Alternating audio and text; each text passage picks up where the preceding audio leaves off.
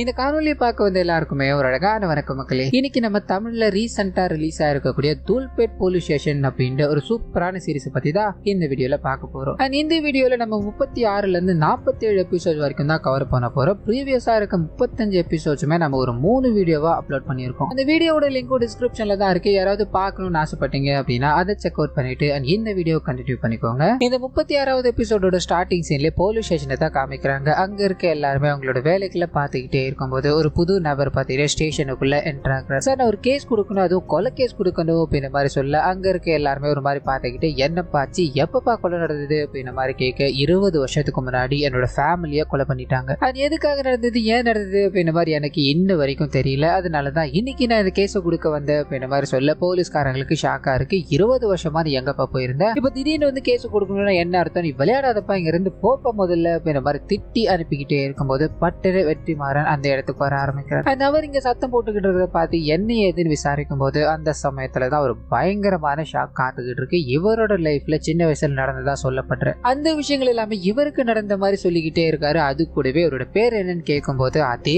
மாதிரி வெற்றிமாறன் சொல்ல செம்ம ஷாக்கா இருக்கு. நாம இங்க இருக்கோம், நம்மள மாதிரியே ஒருத்த வந்து நம்மளோட ஃபேமிலிக்கு நடந்த விஷயங்களை அப்படியே சொல்லிக்கிட்டு இருக்கானே அப்படின்ற குழப்பத்துல இவர் கூப்பிட்டு உட்கார வச்சு உனக்கு என்னப்பா வேணும், என்ன நடந்தது அப்படின்னு நம்ம எல்லாம் கேட்க இவர் சின்ன வயசுல நடந்திருக்கும் இல்லையா, அது அப்படியே அச்சு மாறாம ஒவ்வொரு விஷயங்களா சொல்லிட்டு அன்னைக்கு என்னோட அப்பா அம்மாவை நான் இழந்தேன், என்னோட தம்பி தங்கச்சிக்கு என்ன ஆச்சுன்னே தெரியல, அதை நீங்க தான் கண்டுபிடிச்சு தரணும் அப்படின்ற மாதிரி சொல்ல இவருக்கு சந்தேகமா இருந்தாலும் சரி எதுவும் பேசக்கூடாது அப்படின்றதுக்காக டீடைல்ஸ் எல்லாத்தையும் வாங்கி வச்சுட்டு அவரை அங்கிருந்து அனுப்பிட்டு நடந்த விஷயங்கள் எல்லாத்தையும் யோசிச்சு பார்த்துக்கிட்டே இருக்காரு. இவர் யாரா இருக்கோ அப்படின்னு சிந்தனைக்குள்ள போக ஆரம்பிக்க அதே சமயத்துல கட் பண்ணி மாசாணி கிட்ட போக ஆரம்பிக்குது. அவங்க தன்னோட ஸ்டேஷனுக்கு வண்டியில வந்துகிட்டே இருக்கும்போது அவங்களுக்குன்னு தோணுற அந்த இன்ஸ்டிங்ஸ் இருக்கு இல்லையா, அது மறுபடியும் வர ஆரம்பிக்குது. இந்த வாட்டி அர்ஜுன் இருக்காரு, அவரை போலீஸ்காரங்க கைது பண்ற மாதிரியும் அண்ட் போலீஸ்காரங்க இவரை அடிச்சுக்கிட்டு இருக்க மாதிரியான விஷயங்கள் வந்து போய்கிட்டே இருக்கு. பயந்து போறாங்க, என்ன நடக்க போகுதுன்னு தெரியலையே அப்படின்ற மாதிரி அங்க இருந்து போக ஆரம்பிக்க அப்படியே கட் பண்ண அந்த பிரியாவோட அப்பாவோட பெரிய தம்பி அப்படின்ற ஒரு கேரக்டர் இருக்கா இல்லையா, அவர் வேக வேகமா ஸ்டேஷன் வர ஆரம்பிக்கிறாரு. அர்ஜுன் இருக்கிறத பார்த்து உங்ககிட்ட நான் ஒரு முக்கியமான விஷயம் பேசணும் அப்படின்ற மாதிரி கூப்பிட்டு உட்கார வச்சு இவரோட வீட்டுல குறைஞ்சது ஒரு 100 சவரன் மதிப்புள்ள நகைகள் திருடு போயிருக்கு. இதை யாரும் மர்ம நபர் பண்ணியிருக்காங்க அப்படின்ற விஷயங்கள் எல்லாத்தையும் இவர் சொல்லிக்கிட்டே இருக்கும்போது நீங்க தான் மக்கள் கிட்ட இருந்து திருடுவீங்க, இப்போ உங்ககிட்ட இருந்து திருடிட்டாங்களா அப்படின்ற மாதிரி அவரை நக்கல் அடிச்சுக்கிட்டே இருக்கும்போது கமிஷனர் கிட்ட இருந்து கால் வர ஆரம்பிக்குது. சோ அந்த மனுஷன் பாத்தீங்கன்னா இந்த கேஸை நீங்க ஃபர்ஸ்ட் ப்ரையாரிட்டி கொடுத்து செக் பண்ணணும் அப்படின்ற மாதிரி பிரஷர் போட்டுக்கிட்டே இருக்கு. அதே சமயத்துல கமிஷனர் கிட்ட போக ஆரம்பிக்குது. சோ இவர் பாத்தீங்கன்னா புது கமிஷனரா இங்க அப்பாயின்மெண்ட் பண்ணப்பட்டிருக்காரு. தூல்பேட் போலீஸ் ஸ்டேஷன்ல என்னதான் நடந்துகிட்டு இருக்கு, அங்க 2 ஏசிபி இருந்தும் என்ன பண்ணிக்கிட்டு இருக்காங்க அப்படின்ற மாதிரி சரமாரியா கேள்விகளை எழுப்பிக்கிட்டே இருக்கு. அதே சமயத்துல இங்க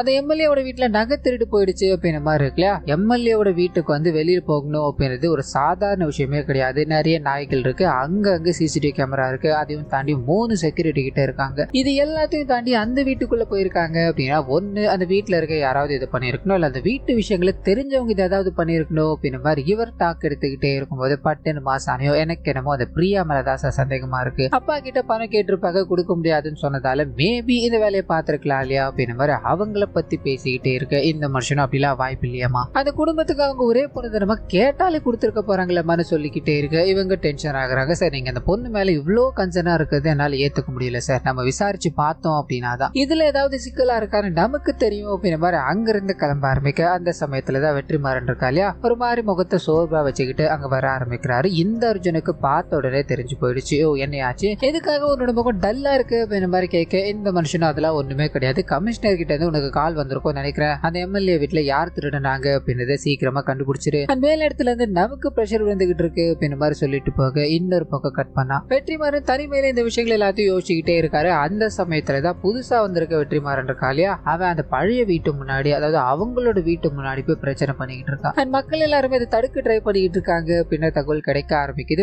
வேக வேகமா இவர் அந்த இடத்துக்கு போகும்போது அங்க இருக்க வெற்றிமாறனோ இது என்னோட வீடு, என்னோட வீட்டுக்குள்ள நான் போகிறதுக்கு எனக்கு அனுமதி இல்லையா அப்படின்ற மாதிரி மக்கள் எல்லாருக்கிட்டையும் சண்டை போட்டுக்கிட்டே இருக்கும்போது வெற்றிக்கு பயங்கர கோபம், நான் பண்ண வேண்டிய விஷயங்கள் எல்லாமே இவன் பண்ணிக்கிட்டு இருக்கானே அப்படின்ற மாதிரி மனசுக்குள்ளே திட்டிக்கிட்டு இந்த ஃபேமிலியோட வாரிசு வந்தா மட்டும்தான் இந்த வீட்டை எங்களால திறக்க முடியும், நீ இப்பதான் கேஸ் கொடுத்துருக்கலையா, வாரிசு இல்லையா எது அப்படின்றத விசாரணைக்கு அப்புறமா தான் எங்களால எதுவும் டிசிஷன் எடுக்க முடியும், முதல்ல நீங்க இருந்து கிளம்புப்பா அப்படின்ற மாதிரி அவரை அங்கிருந்து அனுப்பி வைக்கலாம் ட்ரை பண்ணும்போது கரெக்டா மாதங்கி அங்க வர ஆரம்பிக்கிறாங்க. பட்டுன்னு இந்த நபர் ஓடி போய் மாதங்கி எப்படி இருக்கு, சின்ன வயசுல நீ நானும் ஒன்னா தானே சுத்திக்கிட்டு இருக்கோம் ஞாபகம் இருக்கா அப்படின்ற மாதிரி பேசிக்கிட்டே இருக்கும்போது அவங்க குழம்பி போறாங்க. 2 வெற்றிமாறனையும் பாக்குறாங்க. சரின்னு அந்த நபர் கிட்ட ஆமா நல்ல ஞாபகம் இருக்கு, இவ்வளவு நாள் கழிச்சு இப்பதான் வந்திருக்கியாடா அப்படின்னு மாதிரி அவர்கிட்ட கலந்து பேசிக்கிட்டே இருக்கும்போது ஹீரோக்கு செம்ம கடுப்பாகுது. நீ முதல்ல இங்கிருந்து கிளம்புடா அப்படின்னு மாதிரி அவனை அனுப்பி வச்சுட்டு கோபமா அங்கிருந்து நடக்க ஆரம்பிக்க இவங்க பின்னாடியே போறாங்க. அவன் ஃப்ராடு அப்படின்றது எனக்கு பார்க்கும்போதே தெரிஞ்சிச்சு வெற்றி. இருந்தாலும் நீ என்ன பண்ண போற அப்படின்ற மாதிரி தான் பேச்சு கொடுத்துக்கிட்டே இருந்தேன். உனக்கும் அவன் ஃபேக் அப்படின்ற மாதிரி நல்லாவே தெரியும். எதுக்காக இந்த டிராமா எல்லாம் அவனை ஸ்ட்ரைட்டா அடிச்சு விசாரிக்க வேண்டியதானே அப்படின்ற மாதிரி கேட்க, இல்ல 20 வருஷம் கழிச்சு ஒருத்தன் வந்திருக்கான், எனக்கு குழப்பமா இருக்கு.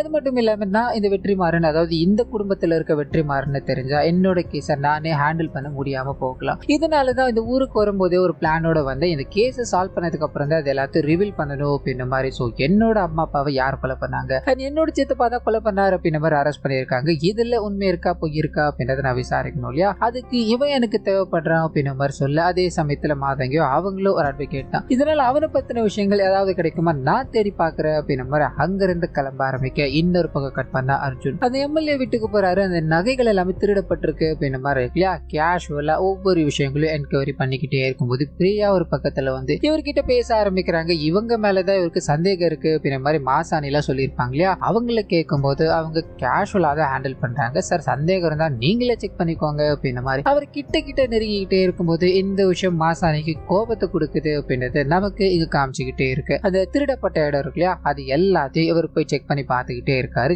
எல்லாமே பூட்டு உடைக்கப்படாம தான் இருக்கு. சோ கள்ளச்சாவி போட்டு எது ட்ரை பண்ணிருக்காங்க, அதாவது திறந்து திருடி இருக்காங்க அப்படின்ற விஷயங்கள் தெரிய ஆரம்பிக்குது. அந்த சாவி எல்லாத்தையும் நான் பார்க்கலாமா அப்படின்ற மாதிரி ஒவ்வொரு விஷயங்களையா பார்த்துக்கிட்டே இருக்கும்போது ஒரே ஒரு சாவியில மட்டும் ஏதோ ஒரு விஷயத்த கண்டுபிடிக்கிறாரு. சார் எங்களுக்கு ஒரு க்ளூ கிடைச்சிருக்கு, அந்த க்ளூவை நாங்க ஃபாலோ பண்ணிட்டு உங்ககிட்ட சொல்றோம் அப்படின்ற மாதிரி அங்கிருந்து கிளம்ப ஆரம்பிக்க மறுபடியும் மாசாரி இருக்காங்க இல்லையா, அவங்களுக்கு இந்த அர்ஜுன் ஜெயிலுக்கு போற மாதிரியோ போலீஸ்காரங்க இவரை தாக்குறாங்க அப்படின்ற மாதிரியான விஷயங்கள் வந்துகிட்டே இருக்கு. என்ன மறுபடியும் இது வந்துகிட்டே இருக்கு. அர்ஜுன் சாருக்கு என்ன நடக்க போகுதுன்னு தெரியலையே, இது வெளியில சொல்லாம வேணாமா அப்படின்ற மாதிரி உள்ளுக்குள்ளே வச்சுக்கிட்டு அவர் கூட பயணிக்க ஆரம்பிக்கிறாங்க. கட் பண்ணா அர்ஜுன் அந்த சாவி எல்லாத்தையும் பார்த்துட்டு ஒரு லீட் கிடைச்சிருக்கு அப்படின்ற மாதிரி வந்திருப்பா இல்லையா, அந்த லீட் என்ன அப்படின்றத பேசிக்க ஆரம்பிக்கிறாங்க. சோ திருட வந்தவன் ரொம்ப பழைய டெக்னிக் கொடுத்த யூஸ் பண்ணிருக்கான் போல. அந்த சாவிகள் எல்லாத்தையும் எடுத்து பார்த்துக்கிட்டே இருக்கும்போது அதுல வெள்ளை நிறத்துல ஏதோ ஒன்று இருக்கு அப்படின்ற மாதிரி கன்ஃபார்ம் பண்ணிருப்பாரு. அதை அப்படி இப்படின்னு செக் பண்ணி பார்க்கும்போது அது ஒரு சோப்பு அப்படின்றது தெரிய ஆரம்பிக்குது. சோ சோப்புல அச்சு எடுத்து இந்த சாவியை டூப்ளிகேட் பண்ணி இந்த விஷயங்களை பண்ணிருக்காங்க. இதுல காம்ப்ளிகேஷனான விஷயம் என்ன அப்படின்னா, இது ரொம்ப பழமை காலத்து பூட்டா இருக்கும். இதுல கரெக்டான அச்சு எடுத்தா மட்டும்தான் அந்த லாக் ஓபன் ஆகும், இல்லைன்னா ஜாம் ஆயிடும் அப்படின்ற மாதிரி இருக்கும். சோ இது எல்லாத்தையும் எக்ஸ்பர்ட்டான ஒருத்தன் தான் பண்ணிருக்கணும். இவனை பண்ண ஊருக்குள்ள இந்த டூப்ளிகேட் சாவி செய்யறவ அப்படின்ற மாதிரி நிறைய பேர் இருப்பானுங்க இல்லையா, அவனுக்கு எல்லாரையும் கூப்பிட்டு அப்படின்ற மாதிரி மாசாணியை அனுப்பி வைக்க இன்னொரு பக்கத்துல வெற்றி கிட்ட போக ஆரம்பிக்குது. ஒரு காம்ப்ளிகேட்டான கேஸ் ஹேண்டில் பண்ணிக்கிட்டு இருக்காரு இருக்கு இல்லையா, அதை பத்தி யோசிச்சுக்கிட்டே இருக்கும்போது கமிஷனர் கிட்ட இருந்து போன் வர ஆரம்பிக்குது. 20 வருஷத்துக்கு முன்னாடி நடந்த கொலையை இங்க ஒருத்தன் விசாரிக்கணும் அப்படின்ற மாதிரி வந்திருக்கா இல்லையா, கம்ப்ளைண்ட் கூட கொடுத்துருப்பானே, ஒன்னு பண்ணு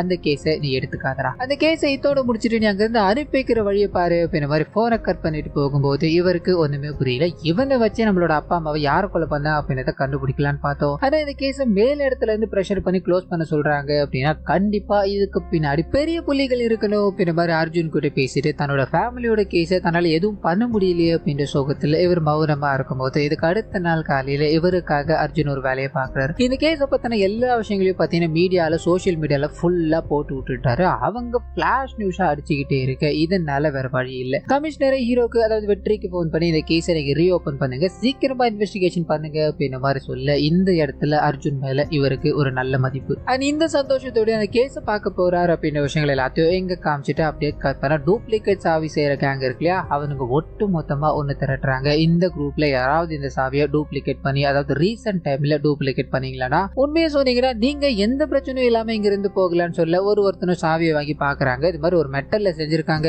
இப்ப இருக்கிறது எல்லாமே கம்ப்யூட்டர் கட்டிங் சார், இதுல மேனுவலா பண்ணிருக்காங்க. இதுல கை தெரிந்தவர் இங்க யாருமே கிடையாது, ஒரே ஒருத்தன் தான் இருக்கான் அப்படின்ற மாதிரி சொல்லி ஒரு நபரோட பேரை சொல்றாங்க. அந்த நபரை தேடி கண்டுபிடிக்க ஆரம்பிக்கிறாங்க. அதே சமயத்துல இந்த சைடு வெற்றி இருக்கா இல்லையா, அவர் இந்த கேஸை ஃபர்தரா கொண்டு போகணும் அப்படின்றதுக்காக அவரோட சித்தப்பா அதாவது அப்பா அம்மாவை கொலை பண்ணாரு அப்படின்ற மாதிரி சித்தப்பாவை கைது பண்ணிருப்பாங்களே அவரை பார்க்கணும் அப்படின்ற மாதிரி போக ஆரம்பிக்கிறாரு. இதுல பிரச்சனை என்ன அப்படின்னா அந்த நபருக்கு மனநலம் பாதிக்கப்பட்டு அந்த காப்பகத்துல இருக்காரு அப்படின்ற மாதிரி இருக்கும். அவர்கிட்ட ஏதாவது கிடைக்குமா அப்படின்ற ஒரு சின்ன நம்பிக்கையில இவர் அங்க கிளம்பிக்கிட்டு இருக்காரு அப்படின்றத நமக்கு காமிக்கிறாங்க. அதே சமயத்துல அந்த சாவி எல்லாத்தையும் செய்யற ஒரு நபரை பாயிண்ட் அவுட் பண்ணாங்க இல்லையா, அவங்க கிட்ட விசாரிக்கும் போது நள்ளிரவுல ஒரு முகம் தெரியாத நபர் வந்து இந்த சாவியோட டூப்ளிகேட் கிடைக்குமா அப்படின்ற மாதிரி சோப் வச்சு கொடுத்தாரு. அது மூலமா நான் செஞ்சு கொடுத்தேன் சார், இது என்னைக்காவது ஒரு நாள் பிரச்சனையாகும், ஏன்னா நடு ராத்திரி வந்து இந்த மாதிரி கேட்கிறாரு அப்படின்றதுக்காக இந்த சாவியோட டூப்ளிகேட்டை நான் எடுத்து வச்சேன். அது மட்டும் தான் நான் பண்ண. வந்த நபர் யார் அப்படின்றது எனக்கு தெரியாது சார்னு சொல்ல இவங்க இது நேரம் வரைக்கும் ஸ்பீடா வந்தாங்க, இங்க லாக் ஆகி நிக்கிறாங்க. இதுக்கப்புறம் இந்த கேஸ் எப்படி கொண்டு போகலான்னு யோசிக்க ஆரம்பிக்கிறாங்க. அதே சமயத்துல வெற்றி கிட்ட போக ஆரம்பிக்குது. அந்த மனநல காப்பகத்துக்கு போய் அங்க இருக்க சித்தப்பா கிட்ட விசாரிக்கலான்னு போக அந்த மனுஷன் பேசி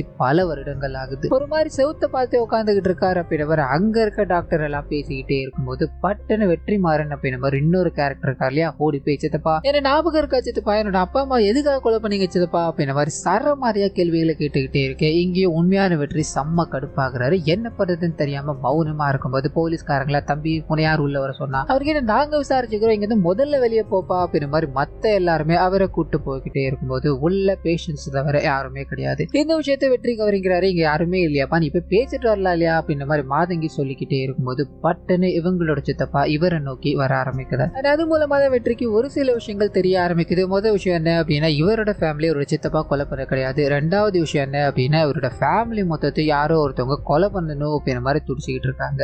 அதே நபர்கள் தான் இந்த சித்தப்பாவே கொலை பண்ணணும் அப்படின்ற மாதிரி ஜெயிலுக்குள்ள வரைக்கும் ட்ரை பண்ணிருக்காங்க. இவர் பயந்து போய் எனக்கு மனநல பாதிக்கப்பட்டுருச்சு அப்படின்ற மாதிரி இங்க வந்து தன்னோட உயிரை காப்பாத்திக்கிட்டு இருக்காரு அப்படின்ற மாதிரியோ இங்க இருக்க ஒவ்வொருத்தரும் எனக்கு கண்காணிச்சுக்கிட்டே இருக்காங்கடா. நீ மட்டும் எங்களோட பையன் வெற்றி அப்படின்ற மாதிரி வெளி உலகத்துக்கு தெரிஞ்சிருச்சு அப்படின்னா கண்டிப்பா உன்னை ஏதாவது பண்ணிடுவாங்கடா, முதல்ல இங்க இருந்து போ, உன்னோட உயிரையாச்சும் காப்பாத்தி கூடா அப்படின்ற மாதிரி அழுதுகிட்டே இருக்க வெற்றியும் கண் கலங்க ஆரம்பிக்கிறாரு. நடந்த விஷயங்களை எல்லாத்தையும் கேட்டு தெரிஞ்சுக்கிட்டு சித்தப்பா நான் போலீஸ் சித்தப்பா எதுவும் ஆகாது, இதுக்கு பின்னாடி யாரு இருக்காங்க சித்தப்பா சொல்லுங்க சித்தப்பா அப்படின்ற மாதிரி கேட்டுக்கிட்டே இருக்கும்போது உள்ள ஆளுங்க வர ஆரம்பிக்கிறாங்க. பட்டுன்னு அந்த நபர் எதுவுமே பேசாம நிக்க இதனால வெற்றி என்ன பண்றதுன்னு தெரியாம அங்கிருந்து கிளம்ப ஆரம்பிக்க அப்படியே கற்பனை அர்ஜுன் கிட்ட போக ஆரம்பிக்குது. திருட்டு ட்ரெஸ் எல்லாத்தையும் அதாவது திருடன் மாதிரி ட்ரெஸ் எல்லாத்தையும் போட்டுக்கிட்டு நான் உங்களுக்கு திருட எப்படி வந்துட்டு போயிருக்கலாம் அப்படின்றத எக்ஸ்பிளைன் பண்ண போறேன், இதை நீங்க உத்து கவனிச்சுக்கணும் அப்படின்ற மாதிரி கமிஷனர் முதல் கொண்டு எம்எல்ஏ வரைக்கும் நிறுத்திட்டு இந்த இடத்துல இவ்வளவு சிசிடிவி கேமரா இருந்தாலும் ஒரு 3 பிளைண்ட் ஸ்பாட் இருக்கு, அந்த 3 பிளைண்ட் ஸ்பாட்டை பயன்படுத்தி தான் திருட உள்ள வந்திருக்கணும் அப்படின்ற மாதிரி இவர் அச்சு பிசுறாம அப்படியே பண்ணி காமிச்சுக்கிட்டே இருக்கும்போது கமிஷனர் பயங்கர இம்ப்ரெஸ் ஆயிட்டாரு. திருட்டு எப்படி நடந்திருக்கு அப்படின்னு நீ கண்டுபிடிச்சிட்டு அடுத்ததா திருடுறது யார் அப்படின்ற மாதிரி சீக்கிரம் கண்டுபிடிச்சு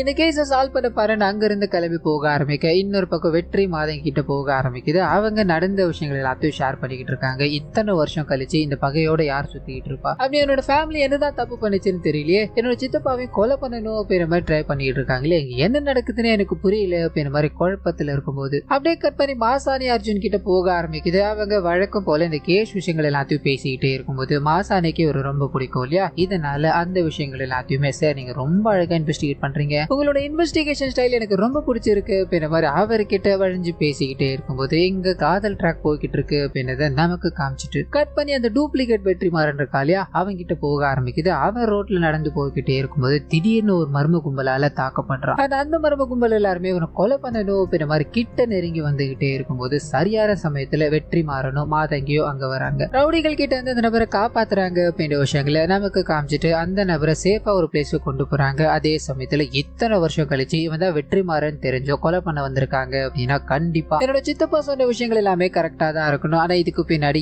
யார் இருக்காங்க அப்படின்றத நம்மளால புரிஞ்சுக்க முடியல அப்படின்ற குழப்பத்துல இருக்கும்போது இன்னொரு பக்கம் கட் பண்ணி அர்ஜுன் கிட்ட போக ஆரம்பிக்குது. எம்எல்ஏ கிட்ட போய் அவரோட கேஸை பத்தி அப்டேட் பண்ணிக்கிட்டே இருக்கும்போது அந்த சமயத்துலதான் பேச்சுவார்த்தையில எங்க விஐபி வீடு எல்லாம் இருக்கு, பக்கத்துல அவ்வளவு பெரிய வீடு எல்லாம் இருக்கு, இந்த ஏரியால சேஃப் இல்லையா அப்படின்ற மாதிரி ஒரு வார்த்தையை சொல்லிக்கிட்டே இருக்கும்போது பட்டுன்னு இந்த மாதிரி பெரிய பெரிய வீடுகள் எல்லாம் திருட விஐபி செந்தில் அப்படின்னு ஒரு கேரக்டர் இருக்காரு. அந்த மனுஷனுக்கு நகை பணம் அப்படின்னு மாதிரிலாம் இன்ட்ரெஸ்ட் கிடையாது, பெரிய வீட்டுல போய் திருடணும் அப்படின்னா ஒரு திருள் இருக்கும் இல்லையா, அதுக்காக இது எல்லாத்தையும் பண்ணுவார். சோ அவரை நம்ம பிடிச்சி விசாரிச்சோம் அப்படின்னா மேபி ஏதாவது கிடைக்க வாய்ப்பு இருக்கு இல்லையா அப்படின்ற மாதிரி அவரை தேடி அலைய ஆரம்பிக்க அதே சமயத்துல இந்த டூப்ளிகேட் வெற்றி மாறன் இருக்கான் இல்லையா ஒரு மர்ம நபருக்கு போன் பண்ணி அதான் நீங்க சொன்னீங்க அப்படின்னு இது எல்லாத்தையும் பண்ணிட்டு இருக்கேன், அதான் இன்னைக்கு அவனுங்க எனக்கு கொலை பண்ணவே வந்துட்டானுங்களா, வெற்றி மாறனா இருக்கிறது ஆபத்து போல, நான் இங்க இருந்து போயிடுவானா அப்படின்ற மாதிரி ஒரு நபர் கிட்ட போன் பண்ணி பேசிக்கிட்டு இருக்காரு அப்படின்றத நமக்கு இங்க காமிச்சிட்டு அப்படியே கட் பண்ணி வெற்றி மாதங்கி 2 பேர் இருக்காங்க இல்லையா அவங்க கிட்ட போக ஆரம்பிக்குது. மாதங்கி அந்த சண்டையில அவங்களோட வீட்டு சாவியை தொலைச்சிட்டாங்க அப்படின்ற மாதிரி இருக்கும். இதனால வெற்றியோட வீட்லயே தங்கணும் அப்படின்ற மாதிரி போக இவங்களுக்குள்ள சின்னதா ஒரு காதல் ட்ராக் இங்க போய்கிட்டு இருக்கு அப்படின்றத நமக்கு காமிச்சிட்டு அப்படியே கட் பண்ணி இதுக்கு அடுத்த நாள் போலீஸ் ஸ்டேஷன்ல அந்த விஐபி செந்திலோட ஒரு அசிஸ்டன்ட் ஒருத்தரை பிடிக்கிறாங்க. அவங்க கிட்ட அடிச்சு விசாரிக்கும் போது அண்ணெல்லாம் பெரிய பெரிய இடத்துல தான் கை வைப்பாரு, இதுக்கு முன்னாடி ஒரு 10 இடத்துல இதை பண்ணிருக்காரு அப்படின்ற மாதிரி பெருமையா சொல்லிக்கிட்டே இருக்கும்போது அர்ஜுன் தலையிலேயே அடிச்சுட்டு திருட்டு தொழில் பண்ணிட்டு பெருமை வேறையாடா உங்க அண்ணன் எங்க இருக்கா அப்படின்றத கூடிய சீக்கிரத்துல கண்டுபிடிச்சிரும், நீ ஒண்ணு பண்ணு 10 இடத்துல திருடுன்னு சொன்ன இல்லையா அந்த எல்லாத்தோட அட்ரஸையும் எழுதி கொடுத்துட்டு போடா அப்படின்ற மாதிரி அவரை அங்க இருந்து அனுப்பி வைக்கும் போது இன்னொரு பக்கத்துல அந்த வெற்றி கிட்ட போக ஆரம்பிக்குது. அந்த வெற்றி மாறன் அதாவது டூப்ளிகேட் வெற்றி மாறன் இருக்கா இல்லையா அவரோட போன் எல்லாத்தையும் இவங்க ஹேக் பண்ணிக்கிட்டே இருக்கும்போது அந்த சமயத்துலதான் ஒரு லேடி போன் பண்ணி நீதான் வெற்றி மாறனப்பா ஒரு 11 மணிக்கு கோயில் பக்கத்துல வந்து அப்படின்னா ஒரு முக்கியமான விஷயம் இருக்கு, அந்த விஷயத்த நான் உங்ககிட்ட சொல்றேன் பாரு சொல்ல இவர் இந்த விஷயங்கள் எல்லாத்தையும் கேட்டுட்டு முதல் வேலையா அந்த ஃபேக்கான வெற்றிமாறன் கிட்ட போறாரு. அவரை மிரட்டி பாக்குறாரு. உண்மையா சொல்லுடா, நீ யாருடா அப்படின்ற மாதிரி கேட்டுக்கிட்டே இருக்க. வாயை திறக்கிறதா சரியில்லை சார், நான் ஒரு 11 மணிக்கு வெளியே போகணும், என்ன விட்டுடுங்க சார்னு கேட்டுக்கிட்டே இருக்கும்போது இந்த மனுஷன் வெளியே விடுறதா தெரியல, அவனை இங்கே இருடா அப்படின்ற மாதிரி சொல்லிட்டு இவர் தான் உண்மையான வெற்றிமாறன் இல்லையா. இதனால அந்த இடத்துக்கு கரெக்டா 11 மணி அளவுல போகும்போது ஒரு லேடி மறைமுகமா ஒளிஞ்சுக்கிட்டு இருக்காங்க. இவரோட முகத்தை பார்க்கணும் அப்படின்ற மாதிரி ஆசைப்படல. தம்பி நீ தான் வெற்றிமாறனாப்பா, இவ்வளவு வருஷம் கழிச்சு இங்க வந்திருக்கல,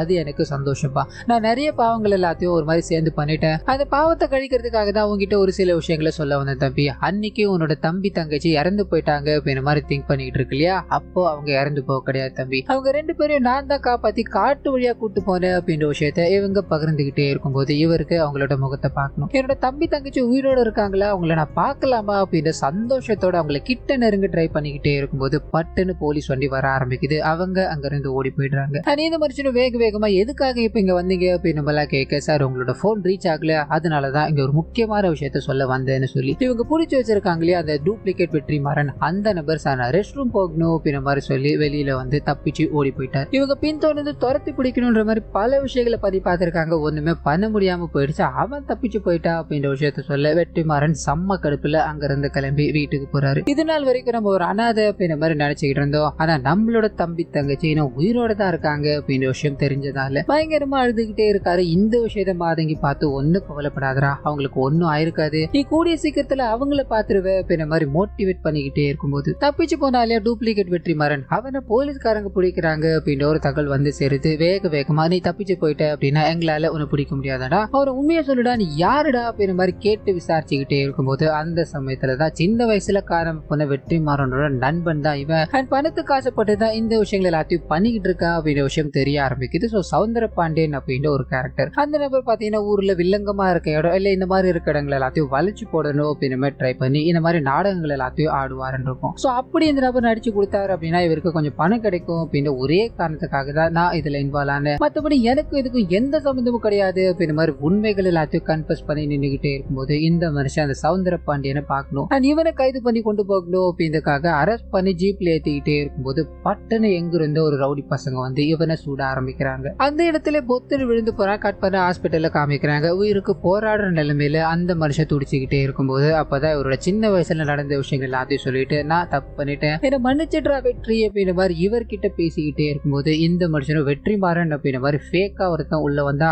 அவனை கொலை பண்ண இவ்வளவு ட்ரை பண்ணிக்கிட்டு இருக்காங்க. இப்ப நான் தான் இங்க உண்மையான வெற்றின்னு சொன்னா என்ன பண்ணுவாங்க, இதுக்கு பின்னாடி யார் தான் இருக்காங்க அப்படின்ற சிந்தனையில இருக்கும்போது அப்படியே கட் பண்ண அர்ஜுனுக்கு நடந்த இந்த எல்லா விஷயங்களும் போக ஆரம்பிக்குது. போலீஸ் ஸ்டேஷன்ல புகுந்து ஒருத்தர் சுட்டிருக்கா அப்படின்னா வெற்றி நீ என்னதான் பண்ணிக்கிட்டு இருக்க, அவ கொஞ்ச நாளாவே நீ சரி கிடையாது, இங்க என்ன நடந்துகிட்டு இருக்கு அப்படின்ற மாதிரி நடந்த விஷயங்கள் இவரோட ஃபேமிலி விஷயங்கள் எல்லாத்தையும் கேட்டு தெரிஞ்சுக்கிறதுக்கு அப்புறமா இவர் ஒரு பெரிய முடிவு எடுக்கிறார். அது என்ன அப்படின்னா இது நேரம் வரைக்கும் இவங்க 2 பேரும் கேஸை பிரிச்சு தான் பார்த்துக்கிட்டு இருந்திருப்பாங்க இல்லையா. இந்த கேஸை மட்டும் 2 பேரும் ஒன்னா சேர்ந்து ஹேண்டில் பண்றாங்க. உன்னோட தம்பி தங்கச்சி உயிரோட இருக்காங்க, அது அவங்கள நம்ம கண்டிப்பா கண்டுபிடிப்போம், அதுக்கு நான் உனக்கு உதவி பண்றேன் அப்படின்ற மாதிரி சொல்லிட்டு 2 பேரும் சாப்பிடலான்னு போக ஆரம்பிக்க இங்க 2 காதல் ஜோடி இருக்காங்க. அவங்க 2 பேத்துக்கும் நடுவில் ஒரு சில விஷயங்கள், அதாவது ஒரு சில ரொமான்டிக்கான விஷயங்கள் போய்கிட்டு இருக்கு அப்படின்றது எல்லாத்தையும் நமக்கு காமிச்சுக்கிட்டே இருக்கும்போது கட் பண்ண தனித்தனியா காதல் ஜோடிகளை காமிக்க ஆரம்பிக்கிறாங்க. ஒரு பக்கம் சார் நீங்க பார்க்க ரொம்பவே சிரிச்சுக்கிட்டே இருந்தாலும் பயங்கர ரெஸ்பான்சிபிலிட்டியோட இருக்கீங்க சார், அந்த நபர் அதாவது வெற்றி சார் ஆபத்துல இருக்காரு அப்படின்றத தெரிஞ்சது உதவி பண்ணணும்னு முதல்ல வரீங்களே,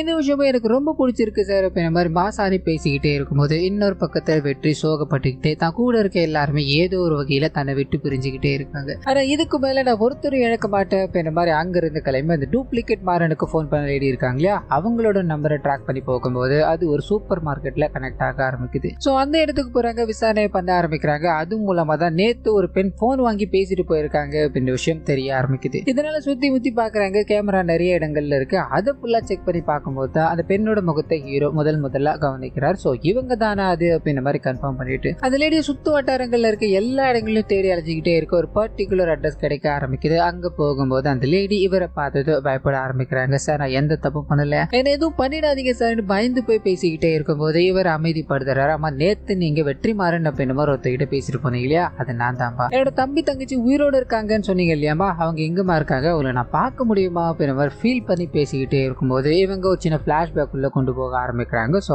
அன்னைக்கு நைட்டு அந்த 2 குழந்தைகளுமே உங்களோட வீட்டுக்கார் பார்த்தீங்கன்னா கொலை பண்ணி புதைக்கணும் அப்படின்ற மாதிரி வீட்டுக்கு பின்னாடி ஒரு பெரிய பள்ளத்தை தோண்டிக்கிட்டே இருக்கும்போது இவங்க ஊர்ல இருந்து நாளைக்கு வரதா இருந்திருக்கும், டப்புன்னு இன்னைக்கே வந்துடுறாங்க. வந்து பாக்குறாங்க கணவர் இப்படி ஒரு வேலையை பார்த்துக்கிட்டு இருக்காரு, என்னையா நீ பண்ணிட்டு இருக்க அப்படின்ற மாதிரி கணவரை திட்டிக்கிட்டே இருக்கும்போது அந்த மனுஷன் இதெல்லாம் பெரிய வீட்டு பிரச்சனை, இதுல நீ தலையிடாது, ஏற்கனவே இந்த குழந்தைங்களோட அண்ணன் காணாம போயிட்டாங்க அப்படின்ற மாதிரி டென்ஷன்ல இருக்கானுங்க, இவனுங்களை புதைச்சோம் அப்படின்னா நம்மளோட ஒட்டுமொத்த லைஃபே செட்டில் ஆயிடும், முதல்ல நீங்க இருந்து கிளம்பு அப்படின்ற மாதிரி அவங்கள தரத்தி இருத்தி பார்த்துக்கிட்டே இருக்கும்போது இவங்க கடுப்பாக்குறாங்க. தன்னோட கணவரை ஒரே அடி அடிச்சு போட்டுட்டு அந்த 2 குழந்தைங்களையும் அங்க இருந்து காப்பாத்தி கொண்டு போறாங்க அப்படின்ற மாதிரி இருக்கும். தம்பி அன்னைக்கு நான் அந்த குழந்தைங்களை ஒரு வேகத்துல கொண்டு வந்துட்டு அதுக்கப்புறம் எங்க கொண்டு போறதுன்னு தெரியாம பக்கத்துல ஒரு அன்னை தெரசா இல்லம் ஒண்ணு இருந்தது, அந்த 2 குழந்தைங்களும் சேர்த்தன் தம்பி அப்படின்ற மாதிரி சொல்லிக்கிட்டு இதுக்கு முன்னாடி உங்களை மாதிரியே ஒருத்தர் வந்து பயங்கரமா அழுதுகிட்டு என்னோட தம்பி தங்கச்சியை நான் பார்க்கணும் அப்படின்ற மாதிரி கேட்டுக்கிட்டே இருந்தார் தம்பி. ஆனா ஒரு அலுவலகத்தை பார்த்து உண்மைதானோ அப்படின்ற மாதிரி டீட்டெயில்ஸை கொடுத்து அனுப்பிட்டேன், எனக்கு ரொம்ப பயமா இருக்கு தம்பின்னு சொல்ல இவருக்கு ஒன்னும் புரியல, யார் இதை தேடி வந்துகிட்டு இருக்கா அப்படின்ற மாதிரி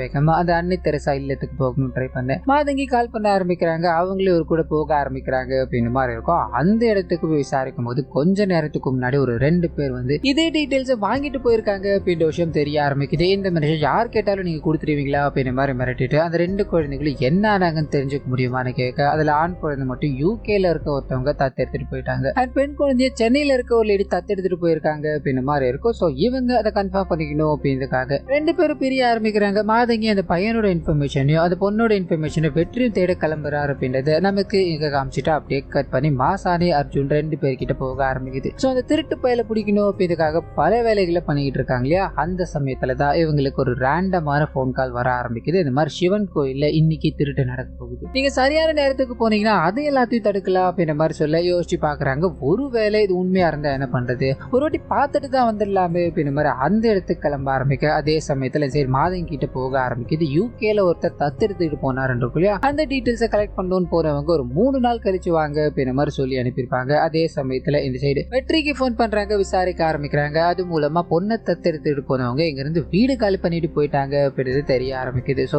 இது எல்லாத்தையும் இவங்க யோசிச்சுக்கிட்டே இருக்கு. இன்னொரு பக்கத்துல அந்த கோயில் கிட்ட போக ஆரம்பிக்குது. கரெக்டா இந்த இடத்துல திருட்டு நடக்க போகுது அப்படின்ற மாதிரி இன்ஃபர்மேஷன் வந்தது இல்லையா, கோயில்ல மக்கள் எல்லாருமே சாமியை வழிபடணும் அப்படின்ற மாதிரி போய்கிட்டே இருக்க ஒரு 2 நபர்கள் மட்டும் திருடணும்ன்ற மாதிரி எல்லாரையும் பார்த்துக்கிட்டு இருக்காங்க. அதுல ஒரு பெண் அந்த 2 நபர்களை பாக்குறாங்க, இது திருட்டு பசங்களா நில்லுங்கடா அப்படின்ற மாதிரி துரத்தி பிடிக்கலான்னு போகும்போது அவனுங்க அங்கிருந்து தப்பிக்கிறாங்க, இவங்க பொத்துன்னு விழுந்து போறாங்க அப்படின்ற மாதிரி இருக்கும். சோ கரெக்டா அர்ஜுன் அந்த இடத்துக்கு வர ஆரம்பிக்கிறாரு. கூப்பிட்டு விசாரிக்கும் போதுதான் கொஞ்ச நாளைக்கு முன்னாடி இவங்களோட தாலி சங்கிலே அந்த 2 பசங்களும் திருடிட்டு போயிருக்கானுங்க அப்படின்றது தெரிய ஆரம்பிக்குது. சோ இது எல்லாத்தையும் கேட்ட அர்ஜுன் இங்க நிறைய திருட்டுகள் நடந்துகிட்டே இருக்கு, நம்ம இன்னைக்கு அவனை பிடிச்சா மட்டும்தான் உண்டு, இல்லைன்னா தப்பிச்சு போயிடும், அவனை பண்ணலாம். அந்த எம்எல்ஏவோட திருட்டு கேஸ் இருக்கு இல்லையா, அதை ஒரு பக்கமா வச்சுட்டு இதை நம்ம போக்கஸ் பண்ணலாம் அப்படின்ற மாதிரி கட் பண்ணா இவங்க 2 பேரும், அதாவது மாசாணி அர்ஜுன் 2 பேருமே புதுசா கல்யாணம் ஆனவங்க மாதிரி ட்ரெஸ் எல்லாத்தையும் போட்டுக்கிட்டு அங்க மாறு வேஷத்துல வந்துகிட்டே இருக்கும்போது அதே கோயிலுக்கு சாமி கூப்பிடணும் அப்படின்ற மாதிரி மாதங்கி வந்திருக்காங்க. இதை பார்த்ததும் பயங்கர ஷாக்கு, என்னங்க கூடவே இருக்கும், எங்க கிட்ட கூட சொல்லாம கல்யாணம் பண்ண வந்துட்டீங்களா நீங்க அப்படின்ற மாதிரி அவங்கள கிண்டல் அடிச்சுக்கிட்டே இருக்கும்போது இவங்க நடந்த விஷயங்கள் எல்லாத்தையும் சொல்றாங்க, இது எல்லாமே ஒரு பிளானா நாங்க பண்ணிட்டு இருக்கோம், நீங்க பெருசா நினைக்கிற அளவுக்கு ஒன்னும் இல்ல அப்படின்ற மாதிரி சகஜமா பேசிக்கிட்டே இருக்கும்போது அப்படியே கட் பண்ணா ஒரு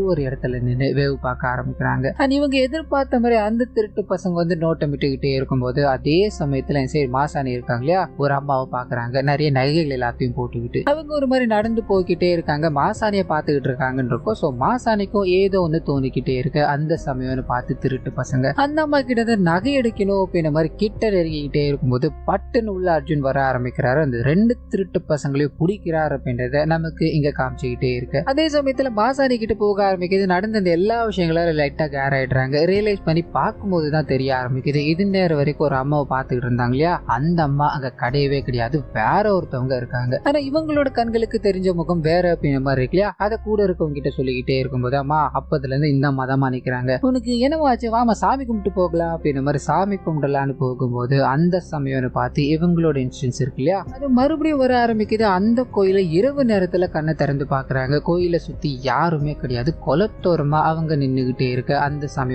பார்த்து இவங்களை நோக்கி வந்து அந்த உருவம் இருக்கு இல்லையா, அது குளத்துக்குள்ள உட்காந்துக்கிட்டு என் கிட்ட வர முடியுமா மாசாணி அப்படின்ற மாதிரி பேசிக்கிட்டே இருக்கும்போது இவங்க கிட்ட போறாங்க. பட்டுன்னு அந்த பெண்ணோட பின்னாடி இருந்த ஒரு சின்ன பெண் என்ன முடிஞ்சா புடி பார்க்கலாம், என்ன முடிஞ்சா புடி பார்க்கலாம் அப்படின்ற மாதிரி அங்க இருந்து ஓடிக்கிட்டே இருக்கும்போது இவங்களுக்கு ஒன்னும் புரியல, நீ யாருமா எங்கம்மா போய்கிட்டு இருக்க அப்படின்ற மாதிரி கிட்ட போய்கிட்டே இருக்கும்போது திடீர்னு அந்த குழந்தை காணாம போயிடுது. இவங்களுக்கு ஒன்னும் புரியல, அந்த குழந்தை எங்க போயிடுச்சு அப்படின்ற மாதிரி அந்த பக்கத்துல இருக்காங்க இல்லையா, அந்த அம்மா கிட்ட கேட்கும்போது அந்த குழந்தை எங்க போயிருக்கு அப்படின்றத கண்டுபிடிக்க வேண்டியது உன்னோட வேலை, உனக்கு ரொம்ப நெருக்கமான குழந்தை அப்படின்ற மாதிரி அவங்களும் அங்க இருந்து காணாம போக இவங்க அப்படியே குழம்பி போறாங்க. கண்ணை திறந்து பார்த்தா அந்த குளத்தோரமா தனியா நின்னுகிட்டு இருக்காங்க, கூட இருக்க ரெண்டு பேருமே என்ன மாசாணி சாமி கும்பிட்டு கண்ணை திறக்கிறதுக்குள்ள இந்த இடத்துக்கு வந்துட்டே அப்படின்ற மாதிரி இவங்க கிட்ட பேசிக்கிட்டே இருக்க இவங்க நடந்த விஷயங்கள் எல்லாத்தையும் சொல்லி பாக்குறாங்க. ஒருவேளை இது வெற்றி சாரோட தங்கச்சியா இருக்கலாமோ அப்படின்ற தாட்டுக்குள்ள எல்லாம் போக இந்த அர்ஜுன் இருக்கா இல்லையா, இது மேல எல்லாம் நம்பிக்கை இல்லை. ஏமா நான் அவனை முன்னாடி ஹாஸ்பிட்டல் போய் பாருன்னு சொன்னேன். இப்ப பாரு அடிக்கடி இந்த மாதிரியான விஷயங்கள் வந்துகிட்டு இருக்கு.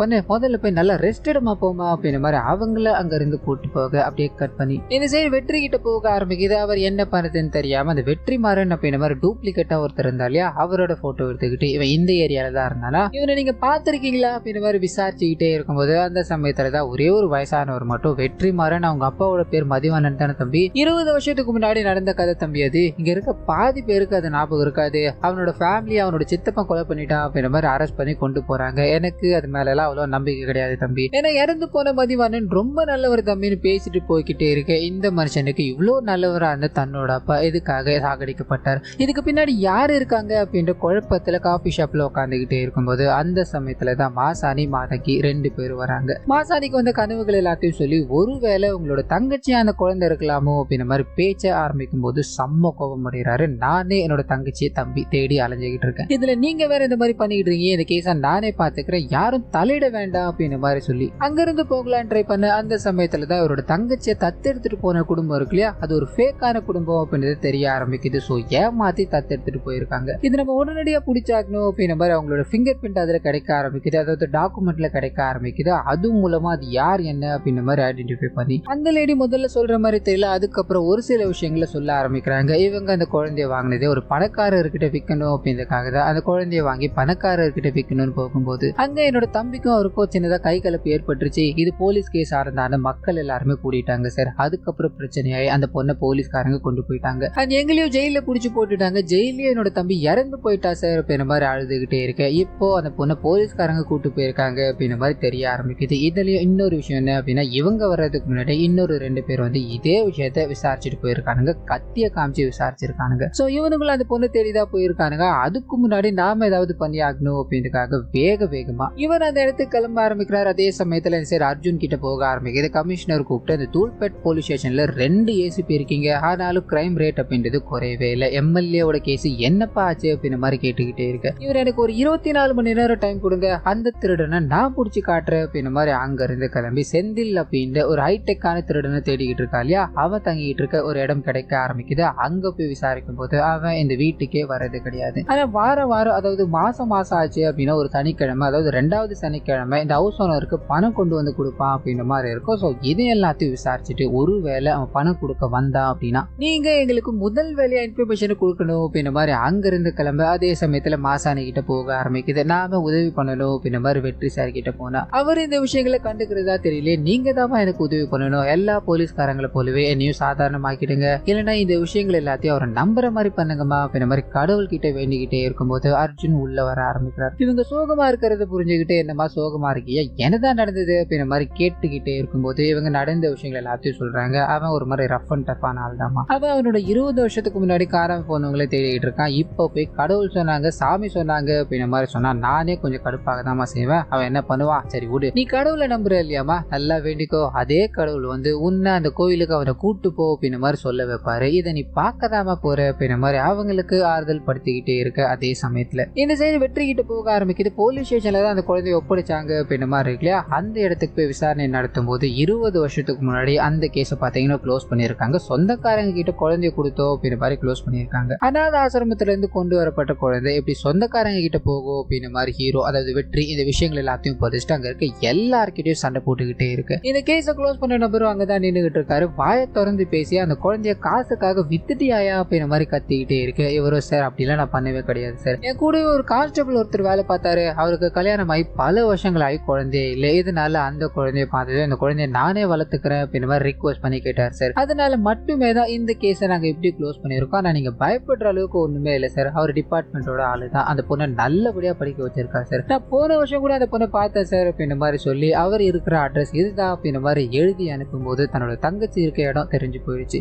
வேகமா அந்த இடத்துக்கு கிளம்பணும் ட்ரை பண்ணிக்கிட்டே இருக்கும்போது வண்டி ஸ்டார்ட் ஆகுறதா தெரியல. இதனால டிரைவரும் நான் போய் பார்த்துட்டு வர சார்னு செக் பண்ணிக்கிட்டே இருக்கு. முகம் தெரியாத ஒரு நபருக்கு போன் பண்ணி ஹீரோ கலெக்ட் பண்ணாலியா அதாவது வெற்றி அந்த இன்ஃபர்மேஷனை சொல்ல ஆரம்பிக்கிறாரு. நாங்க வரதுக்குள்ள அந்த பொண்ணை நீங்க தூக்க முடியுமா அப்படின்ற மாதிரி போனை கட் பண்ண இந்த சைடு கார்ல உட்காந்துக்கிட்டே இருக்க வேட்டியும் தான் போக டைம் ஆகும் அப்படின்றத தெரிஞ்சுக்கிட்டு பேசிக்கிட்டு பட்டுன்னு அர்ஜுனுக்கு போன் அடிக்கிறாரு. அந்த பொண்ணுக்கு ஆபத்து இருக்கு, அந்த பொண்ணு நீ காப்பாற்ற முடியுமா அப்படின்னு மாதிரி அட்ரஸ் கொடுத்து அனுப்பும் போது இவர் அங்க போய் பாக்குறாரு, கதவு லாக் ஆயிருக்கு. ஒரு மாதிரி சந்தேகப்பட்டுக்கிட்டே உள்ள போக அந்த பொண்ணோட அப்பாவை கட்டி போட்டு வச்சிருக்காங்க அப்படின்றது தெரிய ஆரம்பிக்குது. அவரை புடிச்சு கிடிச்சு விசாரிக்கும் போது தான் இவங்க வர்றதுக்கு கொஞ்ச நேரத்துக்கு முன்னாடி ஒரு 2 பேர் வராங்க. நீங்க பல வருஷத்துக்கு முன்னாடி ஒரு பொண்ணை தத்தெடுத்து வளர்த்தீங்க இல்லையா, அந்த பொண்ணு இப்ப எங்க இருக்காங்க அப்படின்ற மாதிரி கேட்டுக்கிட்டே இருக்க இவரும் கேஷுவலா பொண்ணு தானே அப்படின்ற மாதிரி ஹிந்தியில வேலை செஞ்சு படிச்சுக்கிட்டு இருக்காங்க, அங்கேயே ஒரு ஹாஸ்டல்லையும் தங்கிட்டு இருக்காங்க அப்படின்ற மாதிரி பேசிக்கிட்டே இருக்கும் போதுதான் இவனுங்களோட நடவடிக்கைகள் சந்தேகத்தை கொடுக்குது. இதனால யார் நீங்க என்ன பண்ணிட்டு இருக்கீங்க அப்படின்ற மாதிரி விசாரிக்க அவனுங்க அடிச்சு இவரை கட்டி போட்டுட்டு இவரோட பொண்ணை தூக்கணும் அப்படின்ற மாதிரி கிளம்பி இருக்கானுங்க.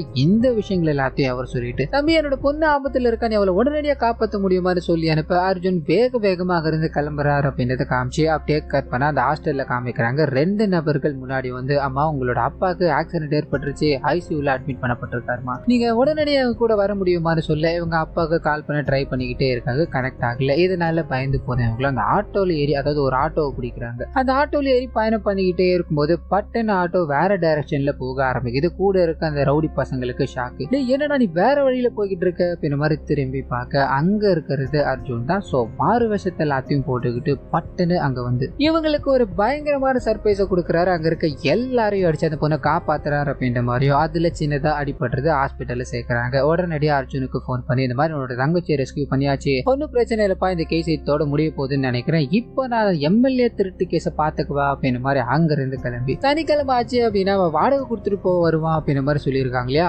அந்த நாள் வர ஆரம்பிக்குது. அதே மாதிரி அவனு வாடகை கொடுக்கணும் அப்படின்ற மாதிரி உள்ள வர இங்க போலீஸ்காரங்க சுத்தி வளைக்கிறாங்க. அவனை பிடிக்கணும் அப்படின்ற மாதிரி ட்ரை பண்ணிக்கிட்டே இருக்க பிச்சுக்கிட்டு ஓட ஆரம்பிக்கிறான். பின்தொடர்ந்து அர்ஜுனு துரத்தி பிடிக்கணும் ட்ரை பண்ணிக்கிட்டே இருக்கும்போது அந்த சமயத்துல தான் அவன் அர்ஜுன் கிட்ட மாட்டிக்கிறான். அந்த அர்ஜுனு அவனை அடிச்சு பிடிச்சி கைது பண்ணணும் அப்படின்ற மாதிரி போகும்போது பட்டுன்னு அர்ஜுனை பார்த்துதான் அவனுக்கு ஏதோ ஒன்று ஞாபகம் வர ஆரம்பிக்குது. டே அற்புதம் எப்படிடா இருக்க அப்படின்ற மாதிரி கேட்க டப்புன்னு ஜுவனல்ல இவங்க 2 பேர் இருந்த மாதிரி ஒரு சில பிளாஷ் ஒன்று போக ஆரம்பிக்குது. இதை கேட்டது ஒரு மாதிரி ஸ்டன்னா நின்றுகிட்டே இருக்கும்போது பரவாயில்லடா போலீஸ்கார வேஷலா போட்டிருக்கே போலடா அப்படின்னு மாதிரி இவர்கிட்ட பேசிக்கிட்டே இருக்கும்போது தான் இவர் உண்மையான போலீஸ் ஆயிட்டார் அப்படின்றது அந்த திருட்டு பயலுக்கு தெரிய ஆரம்பிக்குது. பரவாயில்லடா எங்க கூடவே சுத்திக்கிட்டே இருந்து போலீஸ் ஆயிட்டியே, என் கூடவே ஜெயில இருந்தவன் போலீஸ் ஆயிட்டா அப்படின்னா எனக்கு ரொம்ப பெருமை தானடா, உனக்கு என்ன அந்த எம்எல்ஏ கேஸுக்காக தான் துரத்திக்கிட்டு இருக்க, நகைகள் எல்லாத்தையும் நீயே வச்சுக்கோடா, என்ன இந்த கேஸ்ல மட்டும் இன்வால்வ் பண்ணாத, நான் உள்ள வந்தேன் அப்படின்னா உன்னை பத்தி எல்லா விஷயங்களும் சொல்ல வேண்டியிருக்கும், உனக்கு புரிஞ்சிருக்கும் நினைக்கிறேன், நான் உன்னை அடிச்சு போட்டு தப்பிச்சேன்னே சொல்லிடா அப்படின்னு மாதிரி அவரை மூக்கில 2 குத்து குத்திட்டு அங்கிருந்து ஓட ஆரம்பிக்க இவருக்கு நடந்த விஷயங்கள் எல்லாமே மைண்டுக்குள்ள ஓடிக்கிட்டே இருக்கு. இதனால மௌனமாவே நின்றுகிட்டே இருக்க எல்லாரும் ஓடி வராங்க, பாக்குறாங்க. நகைகளை ஒரு ரெஸ்கியூ பண்ணிட்டாரு அப்படின்றது தெரிய ஆரம்பிக்குது. காய வேற ஏற்பட்டிருக்கு இல்லையா, இதனால மாசாணி அவருக்கு முதலுதவி எல்லாத்தையும் பண்ணிக்கிட்டே இருக்கும்போது அப்படியே கட் பண்ண எம்எல்ஏ கிட்ட அந்த நகைகள் எல்லாத்தையும் எடுத்து வைக்கிறாங்க. நகைகளை கைப்பற்றிவிட்டு அந்த திருட மட்டும் ஓடி போயிட்டான் அப்படின்ற மாதிரி சொல்ல எம்எல்ஏ இந்த நகைகள் எனக்கு வேணவே வேணாம், நீங்களே கூட வச்சுக்கோங்க, என்னோட வீடு புகுந்து அவன் திருடி இருக்கான், என்னோட மரியாதை எல்லாத்தையும் புடிங்கிட்டான், எனக்கு அந்த திருடன் தான் வேணும், அவனை நீங்க கட்டாயம் என்கிட்ட கண்டுபிடிச்சு கொடுத்தாக்கணும் அப்படின்ற மாதிரி சொல்ல கமிஷனர் அர்ஜுனை பார்க்க ஆரம்பிக்கிறார். அர்ஜுன் ஒரு வாரத்துல கண்டுபிடிச்சிடுற அப்படின்ற மாதிரி முகத்தை ஒரு மாதிரி கோபமா வச்சுக்கிட்டு அங்க இருந்து கிளம்ப ஆரம்பிக்க அப்படியே கட் பண்ண மாசாணி இவர்கிட்ட பேச ஆரம்பிக்கிறாங்க. சார் எதுக்காக சார் ஒரு மாதிரி உருன்னு இருக்கீங்க, என்ன சார் ஆச்சு, அதை தான் கண்டுபிடிச்சிட்டோம் இல்லையா, இன்னும் ஒரு வாரத்துல அந்த திருடனு நாம பிடிக்க மாட்டோமா அப்படின்ற மாதிரி பேசிக்கிட்டே இருக்கும்போது பட்டுன்னு அந்த திருடன் கிட்ட இருந்து இவருக்கு ஒரு கால், என்ன மச்சான் அந்த நகைகள் எல்லாத்தையும் கொண்டு போய் கேஸை முடிச்சிட்டியா, கமிஷனர் செம்ம ரைடு விட்டான் போல, சரி அதெல்லாம் ஒன்னும் கண்டுக்காத, நான் அடிச்சிட்டேன்னு தப்பா ஃபீல் பண்ணாத மச்சான், நம்ம பிள்ளைங்க எல்லாம் இப்பதான் பார்த்தேன், நம்ம கூட ஜுவல்லர்ல இருந்தவ இப்ப பெரிய போலீஸ் ஆயிட்டா அப்படின்ற மாதிரி சொன்னா யாருமே நம்ப மாட்டானுங்க மச்சான், நீ ஃப்ரீயா இருக்கும்போது சொல்லு, நாங்க எல்லாரும் உன்னை வந்து பாக்குறோம், குடிச்சு சந்தோஷமா இருக்கிறோம், அப்படி இல்லைன்னா ஒன்னும் பிரச்சனை இல்லை, நாங்க எல்லாரும் ஸ்டேஷனுக்கு வர வரட்டுமா அப்படின்ற மாதிரி இவரை பகிரங்கமா மிரட்டிக்கிட்டு இருக்காரு அப்படின்ற எல்லாத்தையும் நமக்கு இங்க காமிச்சுக்கிட்டே இருக்கு. இவர் போனை கட் பண்றாரு, என்ன பேசுறதுன்னு தெரியல, என்ன ரியாக்ட் பண்றது அப்படின்னு புரியல, ஒரு மாதிரி மௌனமா நின்றுகிட்டே இருக்காரு. இத்தோட இந்த 47வது எபிசோட முடிக்கிறாங்க.